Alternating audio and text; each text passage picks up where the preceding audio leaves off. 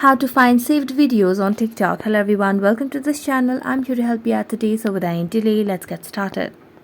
So first of all, launch the TikTok application on your device and make sure that you're logged into your account on TikTok. Now as you're logged into your TikTok, what you can simply do is you can simply see any videos over here and you can save any videos. For now, for example, I'm going to save on any random video.